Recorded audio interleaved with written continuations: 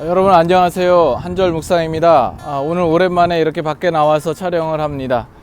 어느 분이 교회를 돌면서 한절 묵상 나누는 게 보기 좋다고 하셔가지고 오랜만에 나와서 또 이렇게 말씀을 나누게 됩니다. 요즘 날씨가 무척 덥지요. 여러분이 더운 일기에 건강 조심하시고 이렇게 덥더라도 우리의 정상적인 삶이 빨리 회복됐으면 좋겠다라는 생각이 듭니다. 다른 때 같으면 이맘쯤 우리가 휴가도 가고 또 경치 좋은 곳, 또 시원한 곳으로 우리가 여행도 갈 만할 텐데 우리가 바이러스 때문에 움직이지 못합니다. 그러나 그 가운데에서도 여러분 낙심치 마시고 또 말씀 안에서 힘과 위로를 얻고 또 씩씩하게 살아가실 수 있기를 바랍니다. 오늘 함께 나눌 말씀은 출애굽기 1장 17절 말씀입니다.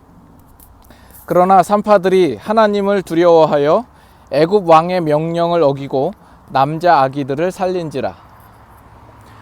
하나님께서 이 땅을 창조하셨죠.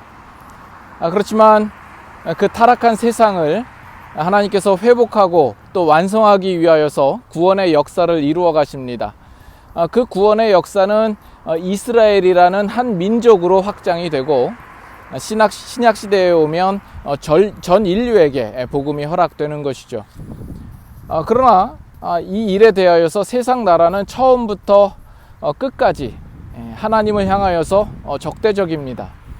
모든 세력을 동원해서 하나님의 구원 역사를 방해를 합니다.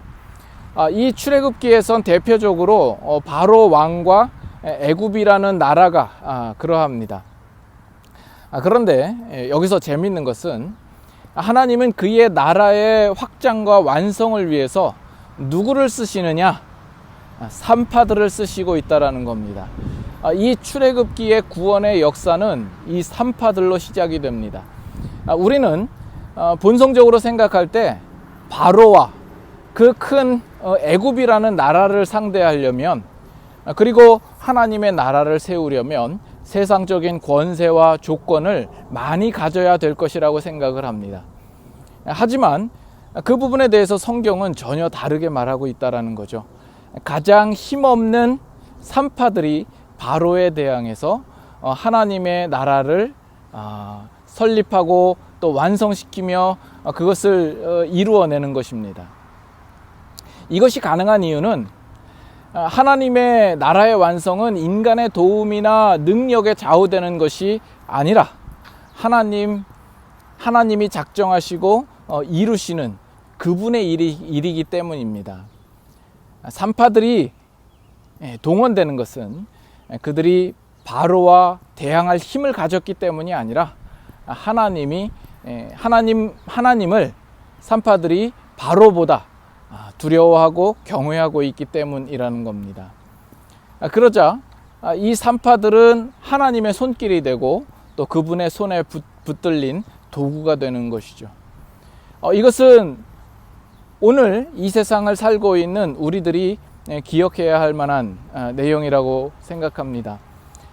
세상 나라와 우리가 싸울 때에 세상보다 큰 권세와 힘과 능력이 필요한 것이 아니라 하나님을 경외하고 또 하나님의 통치를 인정하며 그분 앞에 순종하는 것이 가장 필요한 것이다라는 겁니다. 현재 내가 세상적으로 하찮은 지위에 있을지 모릅니다. 아주 미미한 존재이고 또 보잘것없는 인생일지 모릅니다. 그러나 그렇다 할지라도 내가 하나님의 사람으로 순종하는 삶을 살면 하나님의 능력과 은혜가 나의 존재와 삶을 통하여서 결실하게 될 것입니다. 그런데 우리는 이 부분을 자주 놓치죠. 끊임없이 주님, 이 세상의 권세와 능력과 조건을 주십시오 라고 우리는 하나님께 매달립니다. 나는 그런 힘이 없어서 나는 할 수 없다라고 이야기를 하고 또 하나님이 나에게 주시지 않았기 때문에 내가 못하고 있는 것이라고 우리는 끊임없이 핑계를 대고 변명을 늘어놓는 것이죠.